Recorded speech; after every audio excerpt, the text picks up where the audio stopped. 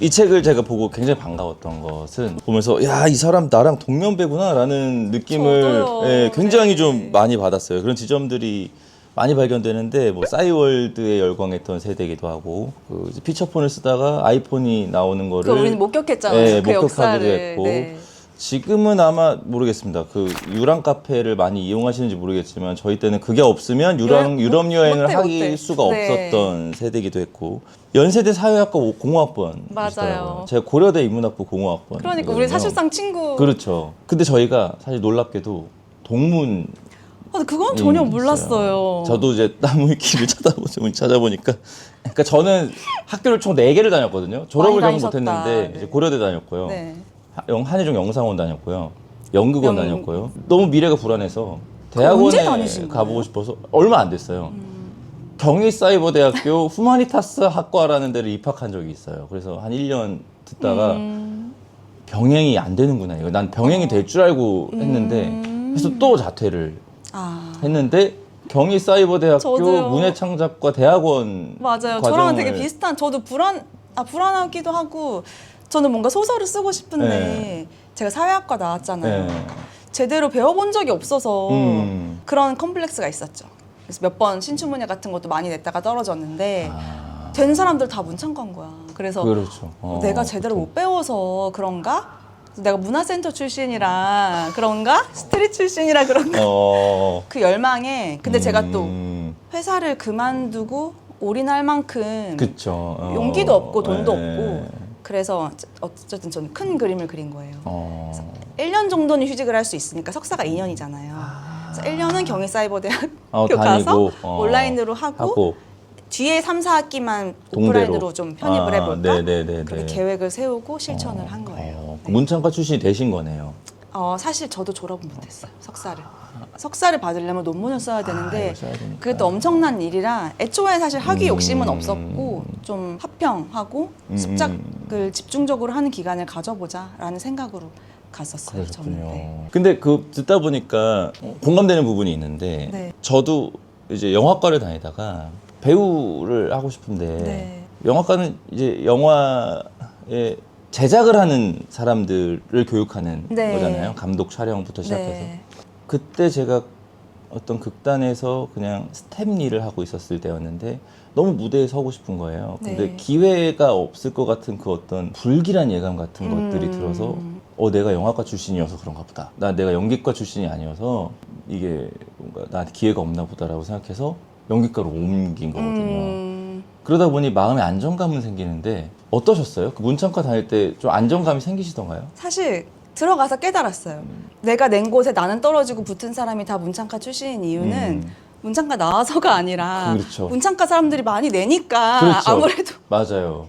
그거거든요. 맞아요. 네. 그렇더라고요. 결국은 내가 어떻게 하느냐가 더 중요하긴 하죠. 네. 저도 결국에 연기과 전과를 하고 결국에 제가 데뷔를 하게 된 건 제가 영화과 때 출연했던 단편 영화 그 파수꾼 감독님이 네, 보시고 보시고, 캐스팅을 하신 네. 거예요. 그러니까 사실 연기과로 가지 않았어도 데뷔를 했을 수도 있는 거죠. 뭐 이제 네. 뭐 어떻게 될지 몰랐겠지만 그래서 이게 내 불안감 때문에 굳이 그렇게 학교에서 분탕을 칠 이유가 없었겠구나라는 뒤늦은 후회를 제가 한 적이 있어요. 뭐 물론 여기까 가서 배운 것도 많고 너무 좋지만 결국에는 나의 어떤 명함이라고 해야 되나? 나한테 달려있는 어떤 그런 네. 연기과라는 꼬리표가 굳이 필요가 없었구나. 그냥 잘하면 되는 건데. 그래도 없었던. 가신 게 저는 인생에 허투루 하는 경험은 절대 없다고 생각을 하기 때문에 물론 그렇긴 하죠. 어떤 면이 또 도움이 됐을 것 같아요. 됐긴 네. 했을 거예요. 근데 이제 가끔 생각하죠. 영화과 다닐 걸 그랬나? 제가 이 책을 보면서 가장 물어보고 싶은 거를 제가 네.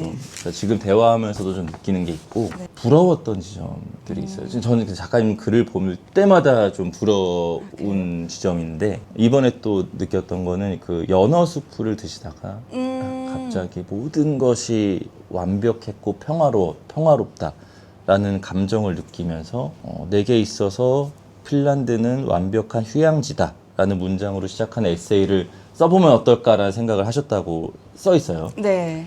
그걸 보고 제가 진짜 부럽다. 이 나랑 완전 반대인데. 그러니까 저는 개인적으로 진짜 뭐가 너무 혐오스럽거나 너무 지긋지긋하고 막 이럴 때 뭘 고발하는 마음으로 뭘 쓰거든요. 항상 뭘 써야겠다라는 생각이 있을 때.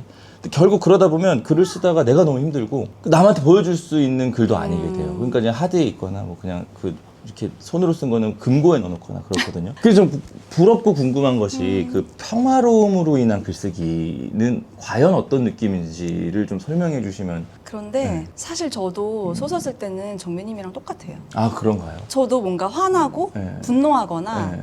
아니 뭔가 억울하거나 네. 안이 꼽거나 그런 감정에서 뭔가 창작의 욕구가 더 자극이 되고 이야기를 만들고 싶고 네네. 그런 욕구가 주로 만들어지는 것 같아요. 그래서 저도 그런 좋은 감정으로 어떤 이야기의 발상을 시작하게 된 건 사실 저도 에세이란 형식이 아니었다면 하지 못했을 것 같고요. 그렇군요. 그 저도 처음 해봤는데 이것도 이것대로 좋더라고요. 그런데 어쨌든 이야기의 시작과 발상이 그런 감정에서 시작된 거는 맞지만 네네. 제가 이제 어쨌든 저의 15년을 왔다 갔다 하면서 그러니까 여행 자체는 열흘이지만 그쵸. 2008년부터 네. 23년을 왔다 갔다 하면서 맞아요. 네.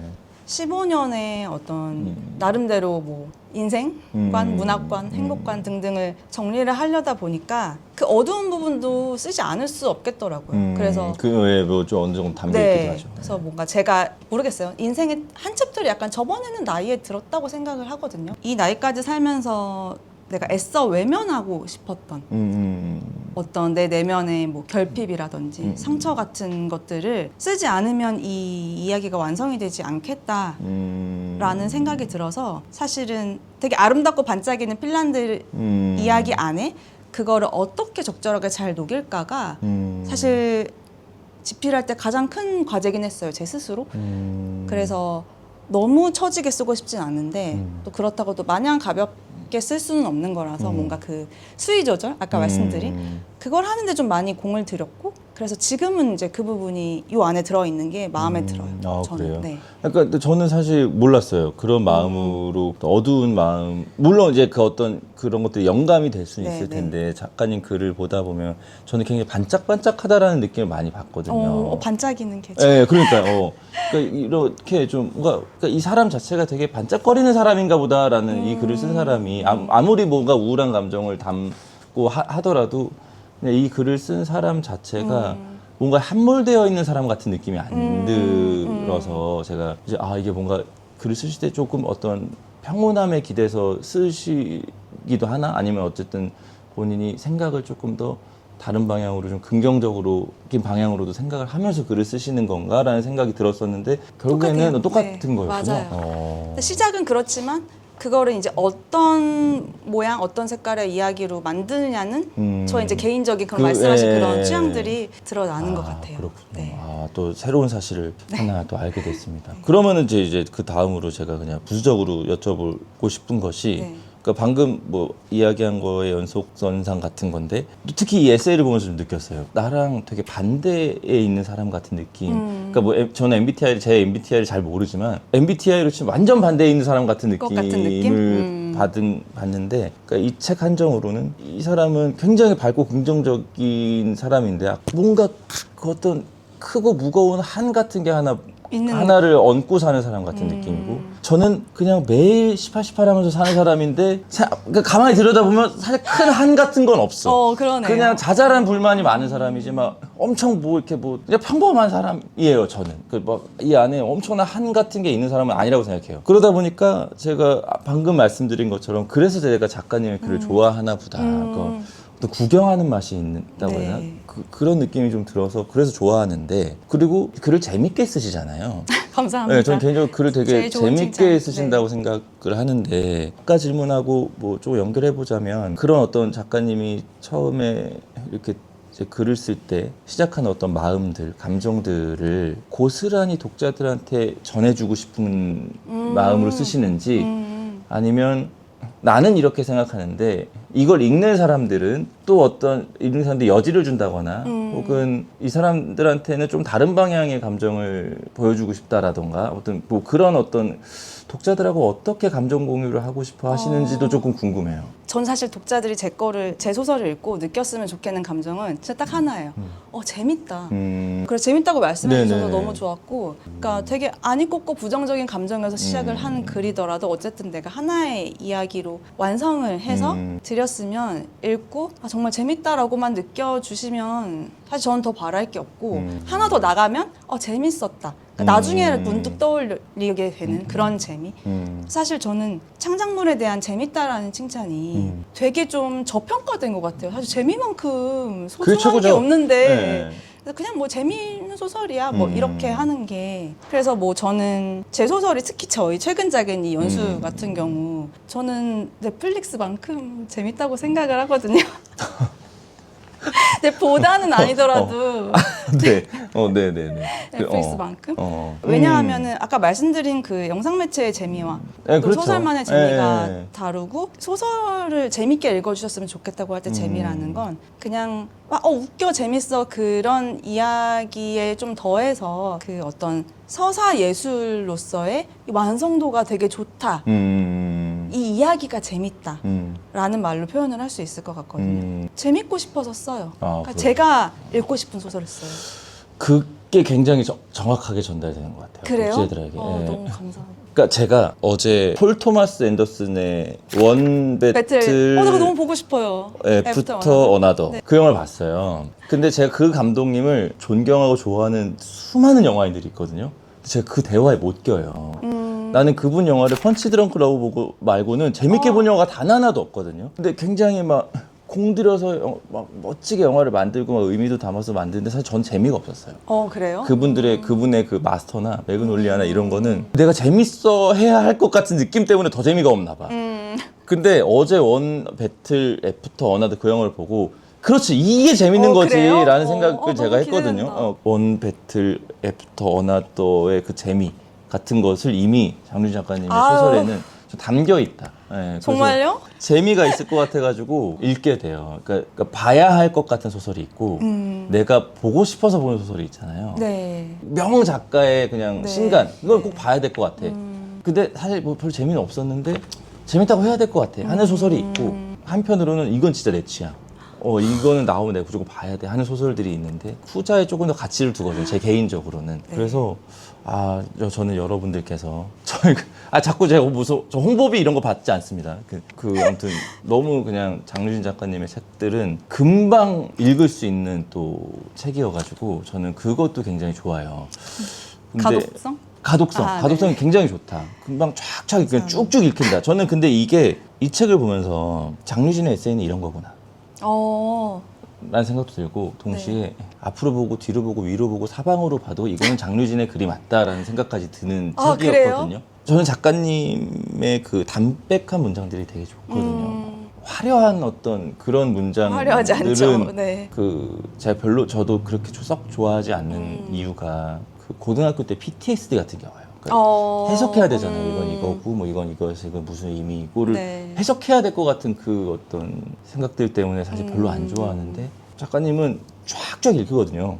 쭉쭉 읽혀요. 그리고 이 책에도 이제 작가님이 이렇게 쓰셨는데, 소설 쓰실 때 조금씩 나가는 상상에 의한 글쓰기를 하신다. 맞아요. 네.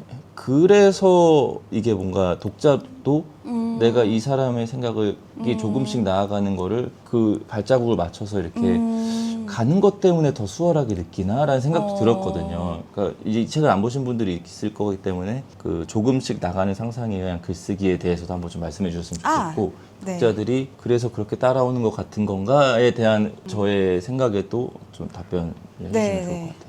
조금씩 나아가는 상상에 의한 글쓰기라는 건 사실 제가 소설을 쓸 때 항상 하는 거예요. 그게 뭐냐면 사실 저는 되게 대단하게 신기한 세계관이라든지 대단하게 큰 창의성을 요구하는 어떤 다른 세계를 그리지 않잖아요.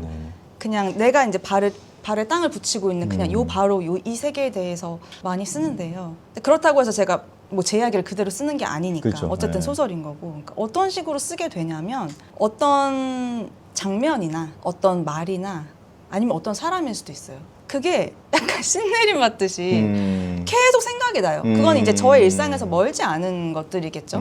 대단한 상상력을 발휘하지 네네. 않아도 되는. 그게 대화일 때도 있고 어떤 거는 10년 동안 생각이 날 때도 있거든요. 그래서 이게 왜 계속 생각이 날까? 계속 그거를 돌이켜보면 거기서 제 큰 상상 말고 진짜 한 발짝 나가는 상상을 하는 거예요. 이 대화에서 이 사람이 빠지고 다른 성격을 가진 사람이 들어와서 얘기를 했다면 대화가 어떻게 다르게 흘러갔을까? 되게 지나가다 본 어떤 되게 장면에서 여기에 사실은 다른 사건이 첨가되었다면 어땠을까? 이렇게 얘기하니까 좀 너무 막연한데 예를 들면 아니, 뭐 막연하지 않아요. 나요코가 가이드라는 제가 네. 또 여행을 가서 네. 발상을 얻은 소설을 쓴 적이 있어요. 이거 제가 진짜 후쿠오카 여행을 가서 본 거거든요. 근데 거기가 되게 관광지 같지 않은데 살면 되게 좋겠다는 느낌을 많이 받았는데 그 공원, 오호리 공원을 쫙 보는데 러닝하는 사람이랑 개를 끌고 다니는 사람을 봤어요. 저 사람은 분명히 여기 살고 있는 사람이겠다라는 생각이 들었죠. 여행자가 아니니까. 그럼 나는 여행자고 이 사람들은 러닝하고 산책하는 사람. 여기 살면 어떤 느낌일까? 여기 사는 어떤 한국 여자가 있지 않을까? 자꾸 상상을 하나씩 붙이는 거예요. 근데 그 여자는 결혼했을까 안 했을까? 했는데 남편 죽었나? 근데 한국에 누가 외국에 나가 살면 한국에 살고 있는 사람을 초대하잖아요. 이 사람이 누굴 초대한다면 누굴 초대할까? 혹시 썸남? 막 이러면서 약간 그 무한도전 예전에 네. 그 하하버스 있잖아요. 근데 난 몰라. 근데 뭐 난 이런 거? 몰라. 설정 하나씩 추가하고 나는 잘생겼는데 내가 몰라. 이렇게 하나씩 추가하는 네네네. 이렇게 하하버스식으로 하는 것이 조금씩 나아가는 그 소설이 상상이고. 그렇게 태어난 거군요. 네, 맞아요. 근데 듣다 보니까 야 역시 이게 소설가라는 것은 굉장히 부지런해야 되는구나라는 생각이 드는 게 여행을 가면 이제 그런 사람 저도 보죠. 런닝하고 산책시키는 사람도 보고 여기 살면 어떨까 하면 저는 이제 어디로 가냐면 부동산으로 가요. 여긴 집이 얼마지? 안 되겠네 하고 전 그냥 바로 빠져나오거든요. 근데 이제 소설가는 여기서 뭐 어떤 사람이 산다면 하면서 이런 확실히 이게 소설가의 사고는 또 뭔가 좀 다른 것 같아요. 그래요? 회로가. 그 굉장히 뭐 작가님 본인은 그게 별거 아니고 그냥 조금씩 나아간다라고 생각하시는 거겠지만 네. 그 한 단계 한 단계가 사실 굉장히 큰 발자국이라고 저는 생각이 드네요. 그래요? 지금 와서 생각해 보면. 그러니까 저도 뭔가를 쓰거나 뭐 이제 시나리오를 쓰거나 뭐라 이렇게 좀 시도를 해보려고 할 때 저 같은 사람의 문제가 뭐냐면 아까 초반에 얘기하신 거창한 세계관을 생각해놓고 쓰거든요. 근데 이제 거기 안에서 말이 안 되는 게 너무 많으니까 이 세계관이 그냥 다 찢어져요. 그리고 이제 그 시나리오는 그냥 폐기 처분되는 경우가 많죠. 그 시놉시스가. 근데 사실 이렇게 뭔가 한 발자국 팍팍 나가면서 네. 상상을 해야 이야기가 완성이 되는 건데 네. 제가 오늘 뭐 하나 또 배우고 갑니다. 뭐라도 예. 드렸다면 너무 다행이네요. 그래서 이제 그런 어떤 상상력으로 소설을 쓰시는 분이다 보니까 그리고 또 이런 소설들이 아까 말씀드린 것처럼 재밌단 말이에요. 구조적으로도 굉장히 재밌고 대사들도 너무 재밌고 그러니까 사실 이분은 그 그러니까 천상 소설가인 사람인 것 같은 느낌을 저는 받는데 그러다 보니까 어느 순간에 이 에세이를 보다가 제가 문득 이거 소설 아니야? 라고 생각이 드는 네. 순간들이 언제였냐면 딱 두 순간이 있어요. 이제 작게는 그 락 페스티벌에 갔을 때 네. 갑자기 할머니가 뭐 이제 스키 폴 나중에는 때. 스키 폴 때였지만 네. 지팡이로 표현이 되잖아요. 처음엔 지팡이인 줄 알았죠. 지팡이를 갑자기 내던지고 춤을 추는 할머니. 네. 그러니까 이런 건 사실 굉장히 소설적인 인물이잖아요. 맞아요. 네, 그래서 갑자기 내가 소설을 읽는 기분이 확 드는 느낌이 있었고 가장 크게 제가 진짜 약간 이거 이렇게 튼다고 하는 순간이 있었는데 예진 씨를 잃어버립니다 중간에. 네, 사우나에서. 막 내내 찾아요. 근데 네. 없어. 그러니까 저 거기서 무슨 생각이 들었냐면 이거 환영하고 여행했나 보다. 이거 다 환상이었구나. 야 이게 이렇게 소설로 가는구나라는 생각을 제가 갑자기 하게 된 거예요. 네. 그러니까 이게 소설책 같은 느낌이 있었나 봐요. 네. 저한테는. 맞아요. 제가 네. 소설 쓰듯이 써서. 네, 그래서 이게 여기서 이렇게 되면 어떻게 되는 거지라는 그냥 제 개인적인 서스펜스 같은 게 갑자기 생기더라고요. 너무 재밌네요, 그것도. 네, 그래서 정말 이 작가님의 기존의 소설들을 봐왔던 사람이라서 그 독자들도 나름대로 소설책을 읽다 보면 생각의 방향을 정해놓고 보잖아요. 이렇게 되는 거 아니야? 네. 이렇게 되는 거 아니야? 네. 제가 이 에세이도 그렇게 읽고 있는 제 자신을 보면서 이게 장류진 작가님의 다음 소설이 너무나도 궁금해지는 거예요. 아유, 감사합니다. 네. 근데 뭔가 제 의도대로 읽어주셔서 저는 너무 좋아요. 그런가요? 왜냐하면 저는 에세이 처음 써보는 거고 네. 잘 모르니까 음. 그냥 내가 제일 잘 아는 소설, 장편 소설이라고 생각하고 썼어요, 사실은. 다만 인물과 배경과 사건은 바꾸지 않은 내가 되게 잘 알고 있는 배경을 바탕으로 내가 되게 잘 알고 있는 두 인물을 내세워서 소설을 쓰자는 느낌으로 썼고요. 그런데 또 어쨌든 에세이다 보니까 말씀드린 것처럼 없었던 일이 있었다고 쓰진 않았어요. 그래서 정말 그 락 페스티벌 할머니 보여드리려고 제가 영상 가져왔어요. 그래요? 네, 실제로 있었던 일이고 예진이를 잃어버렸던 것도 실제로 있었던 일이에요. 물론 제가 글로 쓰니까 더 화차처럼 극적으로 써지긴 했는데 그때 제가 나는 왜 이렇게 불안이 많은 사람이지? 소중한 사람이 갑자기 없어지는 그런 상상을 굉장히 많이 해요. 그러다 보니까 또 저의 내면으로 들어가게 되고 그래서 사실 여행하면서 정말 이야기의 신이 나를 도와주나 싶을 정도로 극적인 순간들이 너무 많았어요. 찾아온 거군요. 그 네, 막 갑자기 락 페스티벌 계획에도 없었는데 열리고 그쵸, 그리고 갑자기 옆 테이블에는 50주년 리유니언하는 팀이 있고 그리고 마지막에 들어간 와이파이 비밀번호가 릴렉스 앤 인조이고 다 실제로 있었던 일이거든요. 그래서 그렇게 탄생한 이 에세이. 네. 그 이 다음 작품은 이미 정해진 게 있으신가요? 사실 아직 예고된 게 없나요? 계약은 있어요. 있는데 어떤 게 먼저 나올지는 아직 잘. 네. 지금 그런 작가님의 글을 볼 수 있는 공간은 당장엔 없나요? 네, 책이 나오면. 책이 네, 단편은 좀 되려면? 시간이 필요할 것 같아요. 아마 장편이 먼저 나올 것 같네요. 제가 요즘에 작가님들이 이렇게 이제 계약을 하려고 이렇게 막 만나면 네. 계약이 너무 힘들어요.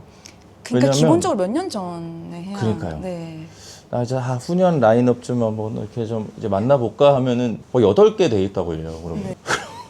그럼 저희는 언제 줄 수 있나요? 그럼 한 3년 뒤에서 다음에 연락드리겠습니다 하고. 그렇게 하세요? 아니 예를 들어서 그렇게 네. 하고 내년에 다시 연락하면 그럼 또 그로부터 3년 될 거 아니에요? 맞아요. 그렇죠? 그냥 미리 해놓는 게 제일. 그렇군요. 네, 무조건. 이것도 얼마나 오래전에 해놨었는데요. 그렇구나. 아니 출판 시장 안 좋다는데 작가님들은 일이 엄청 많아요. 그래서 역시 이게 또 인기 작가들은 다르구나. 제 작가님한테도 연락 드릴 수도 있습니다. 아유, 너무 감사하죠. 계속 그러면. 지금 짬 보고 있는데 네. 전화하면 받아주세요. 당연하죠. 네. 이거 재밌는 얘기 하나 해드릴까요? 네네. 그냥 끝나가는 마당이니까 갑자기 생각나서. 음.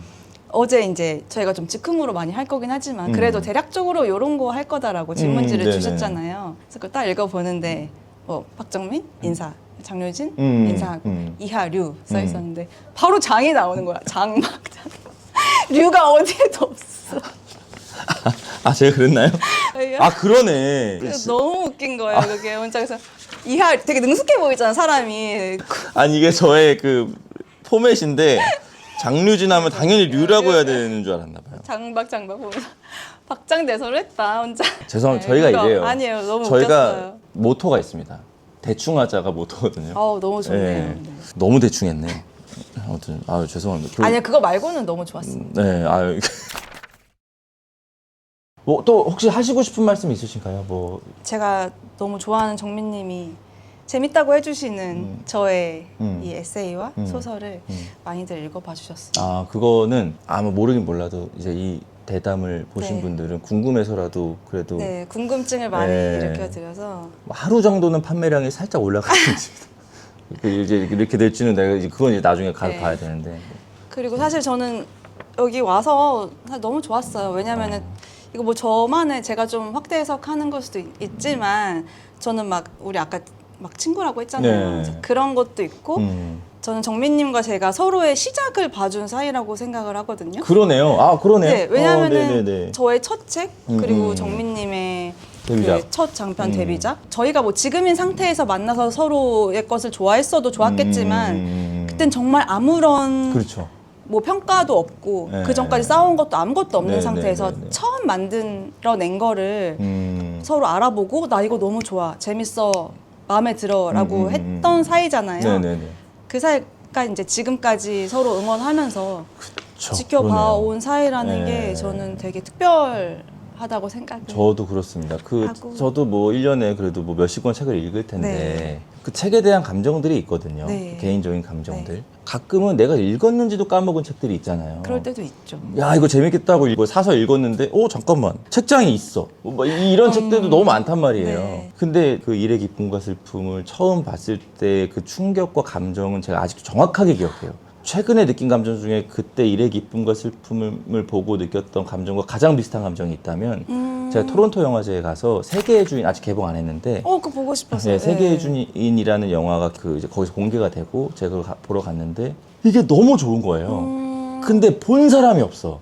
개봉을 안 했으니까. 네네네. 그 누구랑 얘기를 해야 얘기하고 되겠는데 싶은데. 이걸 얘기를 못 하니까 너무 답답한 이 마음을 제가 그 일에 깊은 것을 처음 나왔을 때 느껴서 이거를 빨리 누가 보고 막 다 보고 서로 막 얘기했으면 좋겠어라는 마음에 정말 약간 그때 좀 흥분해 있었던 것 같아요. 책방 하면서 그 몇 권의 책이 저를 흥분시킨 책들이 좀 있는데 예를 들면 뭐 이재혜 언니 얘기 같은 책들, 좋죠. 예, 네. 그리고 뭐 일의 기쁨과 슬픔, 그러니까 어떤 우와 이거 뭐야 하는 책들 중에 하나였어요. 감사합니다. 그래서 방금 말씀하신 것처럼 그러네 우리가 뭔가 이렇게 처음을 목격했던 네. 순간들이 있었네요. 네. 예, 그리고 지금 또 이 자리에서 이렇게 네. 짧게나마 이야기를 나눈 것도 너무 행복했습니다. 저도 너무 감사합니다. 예, 나중에 꼭 저희와 또 네. 함께 연락 주세요. 네. 일해 주시면 네. 그러면 마지막으로 인사 한 번만 부탁드리겠습니다. 홍보하시면서 하세요. 우리가 반짝이는 계절 네. 연수 정말 재밌거든요. 그래서 많이 읽어봐 주시면 좋을 것 같아요. 감사합니다. 네, 저희 회사에서 책을 내신 작가님들이 아닌 그냥 아예 관련이 없는 작가님하고 이렇게 얘기를 나눈 거 오늘 처음인 것 같습니다. 영광입니다. 네, 이렇게라도 만나 뵙게 돼서 너무 감사했고 행복했고 다음에 꼭 또 한번 뵀으면 좋겠습니다. 고맙습니다. 감사합니다.